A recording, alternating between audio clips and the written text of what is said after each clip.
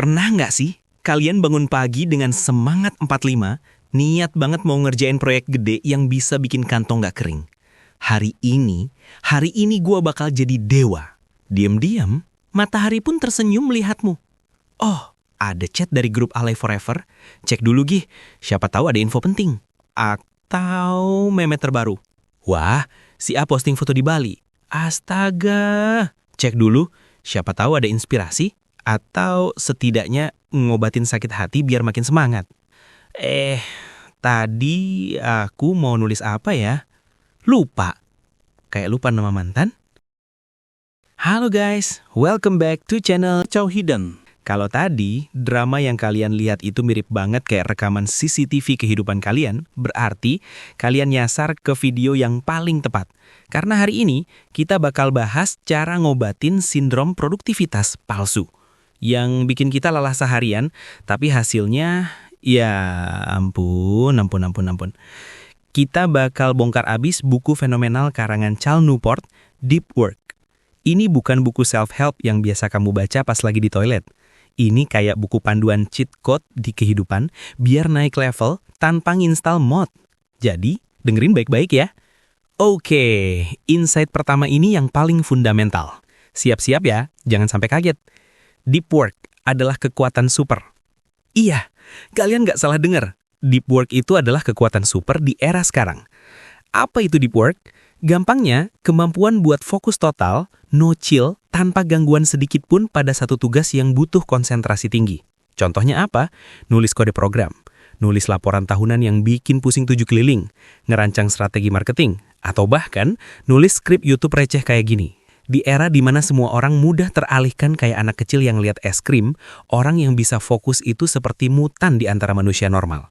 Dia yang bisa ngerjain sesuatu yang kompleks, hasilnya bombastis, dan tentu saja harganya lebih mahal. Ini yang bedain orang yang cuma bisa naik ojol sama orang yang bisa beli ojol. Nah, kalau deep work itu superhero-nya, siapa musuhnya? Hindari pekerjaan dangkal atau shallow work. Ini dia musuh bebuyutan kita semua. Shallow work itu pekerjaan yang kelihatan sibuk tapi nilainya 0 besar. Apa aja contohnya? Balas email yang isinya, "Oke siap." Kasih like di postingan bos. Ngecek WhatsApp grup yang isinya cuman hahaha hihi dan stiker joget. Meeting 2 jam yang bisa selesai dalam 5 menit. Nge-rename file yang udah bener namanya. Ngeprint ulang karena lupa ngecek fit to page. Kerjaan dangkal ini ibarat nasi goreng kering tanpa garam.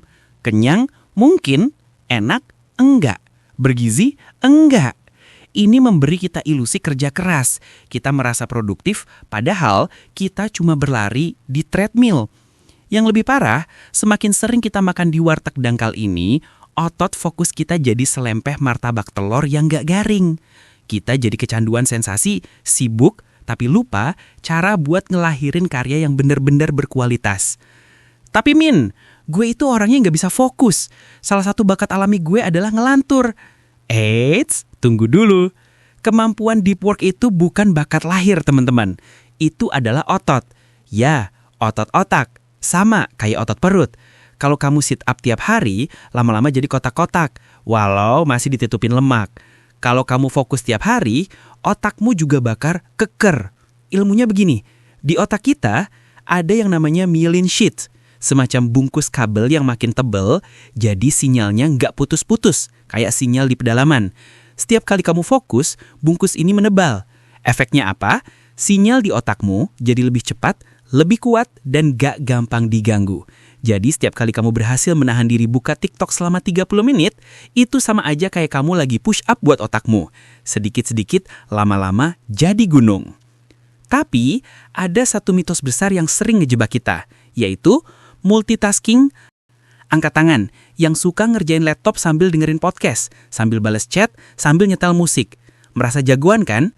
Wah, gue efisien banget kayak Spider-Man. Keboom! Salah besar.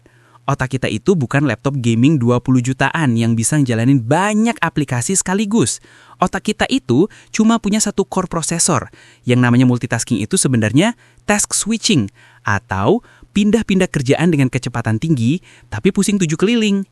Efeknya, pertama, kita buang-buang energi tiap kali pindah tugas. Kedua, hormon stres kita naik. Ketiga, kita jadi sulit masuk ke mode fokus dalam. Dan yang paling berbahaya, kita jadi kecanduan dengan cipratan dopamin dari gangguan-gangguan kecil itu. Notifikasi baru? Dopamin. Email masuk? Dopamin. Ini kayak ngasih gula sama anak kecil tiap 5 menit. Lama-lama, dia nggak akan bisa fokus tanpa gula itu. Berhenti multitasking. Mulai sekarang juga. Oke, kita udah ngerti musuhnya. Sekarang, gimana cara kita memenangkan perang ini? Ambil alih waktumu. Jangan biarkan kotak masuk mengatur. Ini mindset yang harus diubah. Jangan jadi budak notifikasi. Jangan biarkan hari kamu diatur oleh orang lain lewat email dan chat. Kamu itu bos di hidupmu sendiri. Caranya sederhana. Sebelum tidur atau di pagi hari, rencanakan apa aja yang harus kamu kerjain besok. Tulis 3 hal prioritas. Itu dulu yang kamu garap. Email dan chat itu kamu bales di jam-jam tertentu aja. Misal jam 10 pagi dan jam 4 sore. Di luar itu, matikan notifikasinya. Berikan hambatan terkecil buat gangguan. Waktu itu milik kamu, bukan milik grup WA keluarga besar. Nah, setelah punya kendali, kita pilih senjata. Ada beberapa metode deep work yang bisa kalian pilih. 1. Metode monastik. Ini level dewa, kayak petapa di gua. Kamu tarik diri total dari dunia luar. No phone, no email, no social media. Fokus 100% pada satu proyek besar. Penulis terkenal Cormac McCarthy pakai metode ini. Dia nulis pakai mesin ketik di ruangan kosong. Ini cocok buat kalian yang lagi ngerjain tesis atau proyek rahasia skala besar. Tapi ya, siap-siap dikira ikut pelatihan spiritual di tengah hutan sama teman-teman. Metode kedua itu metode bimodal. Ini kayak superhero yang punya 2 identitas. Senin sampai Jumat, kamu jadi si pendiam yang fokus deep work. Sabtu Minggu, kamu jadi si sosialita yang bebas berkeliaran. Atau bisa juga dalam sehari. Pagi full deep work, sore baru urusan yang lain. Ilmuwan besar Carl Jung pakai ini. Dia punya villa khusus di tepi danau buat nulis, tapi tetap jadi psikiater di kota. Pagi jadi pribadi super serius yang nggak bisa diganggu gugah, sorenya balik jadi anak mami yang nurut sama mama. Metode ketiga itu metode jurnalis. Ini adalah hard mode. Ini buat para profesional yang udah terlatih banget. Kayak jurnalis yang harus bisa nulis artikel berkualitas di mana aja, kapan aja, di tengah keramaian. Dia bisa nyelipin sesi fokus 45 menit di antara meeting dan wawancara. Ini butuh disiplin luar biasa. Buat pemula, ini mah kayak minta maaf sama pacar pas lagi marah besar. Bahaya, nanti malah tambah runyam. Pilih yang paling cocok sama kepribadian dan pekerjaan kamu. Gue sendiri sih lebih suka bimodal. Pagi fokus, sorenya baru ngobrol sama kalian. Oke, ini bagian yang sering disalahartikan orang. Bosan itu produktif. Di zaman sekarang, kita takut bosan. 5 detik gak ngapa-ngapain, langsung pegang HP. Buka TikTok, scrolling Instagram. Padahal, momen bosan itu adalah surganya kreativitas. Ketika kamu membiarkan otakmu bosan, tanpa gangguan digital, otakmu akan masuk ke mode ngemper. Di mode ini, otakmu akan menghubungkan ide-ide yang gak kamu sangka-sangka sebelumnya. Ini saatnya aha moment itu lahir. Jadi, next time kamu lagi antre atau nunggu seseorang, jangan sepegang HP. Cobain deh diem, lihat-lihat sekitar, biarkan otakmu ngemper. Siapa tahu ide buat bisnis kopi susu kekinian muncul daripada lihat mantan posting foto sama pacar barunya. Terus, kalau deep work itu melelahkan, apa obatnya? Bukan kopi lagi.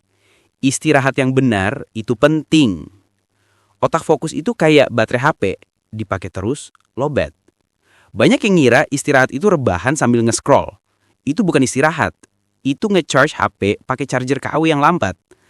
Istirahat yang benar itu benar-benar disconnect. Jauhin laptop, matikan notifikasi, jalan-jalan keluar, olahraga, ngobrol sama keluarga, dengerin musik tanpa ngapa-ngapain. Atau yang paling ekstrim, ngupil sambil ngelamun juga boleh. Yang penting otaknya lepas. Otak butuh waktu offline buat nge-charge dan konsolidasi memori. Bekerja lebih lama nggak bakal bikin kamu lebih produktif. Kerja kayak hewan, tidur kayak baby. Hasilnya Dewa Zeus. Itu yang bikin outputmu meledak. Kita semua tahu ini, tapi kita sering lupa. Facebook, Instagram, TikTok, Twitter, mereka itu dirancang oleh para jenius di Silicon Valley buat satu tujuan, mencuri perhatian kamu selama mungkin. Mereka lempar umpan ikan-ikan cantik, video kucing lucu, drama artis, tantangan aneh. Dan kita, si ikan-ikan goblok, mangkesain terus tanpa sadar kalau kita lagi ditarik ke kapal besar bernama kehilangan waktu. Jadi sadar dirilah. Ekspektasi buat selalu on dan balas chat 5 detik itu seringkali bertentangan dengan kemampuan kita buat ngelahiri sesuatu yang hebat. Punya keberanian buat matiin HP. Punya keberanian buat nggak update story 24/7. Itu adalah bentuk pemberontakan di era digital. Jadi pemberontak. Dan ini insight terakhir yang mungkin paling penting. Berhenti mengukur sukses dari seberapa sibuk kamu. Wah, gua meeting dari pagi sampai malam. Wah, gua nggak tidur semalaman ngerjain ini. Itu bukan piala teman-teman. Itu KTP-nya orang yang nggak bisa ngatur prioritas. Sukses itu diukur dari output. Apa yang kamu hasilkan? Apa masalah yang kamu selesaikan? Apa karya yang kamu ciptakan? 1 jam sukus ngerjain tugas kuliah yang nilainya A, jauh lebih berharga daripada 8 jam keluyuran di grup WA, cuma buat kirim stiker, thank you. Di pasar kerja, bos atau klien nggak peduli kamu sibuk apa enggak. Mereka peduli hasilnya. Dan hasil berkualitas tinggi hanya bisa lahir dari satu tempat, sebuah sesi deep work yang tenang dan terfokus. Gimana guys? Masih mau jadi korban sibuk-sibukan atau mau mulai latihan jadi superhero dengan kekuatan deep work? Gue nggak bilang ini gampang. Ini butuh perjuangan, butuh disiplin. Tapi percayalah, manfaatnya jauh lebih besar. Waktu luang kamu lebih banyak, kualitas kerjamu meningkat, dan yang paling penting, stresnya berkurang drastis. Jadi challenge buat kalian, mulai besok, coba luangkan waktu buat deep work. Nggak usah 1 jam, coba 25 menit.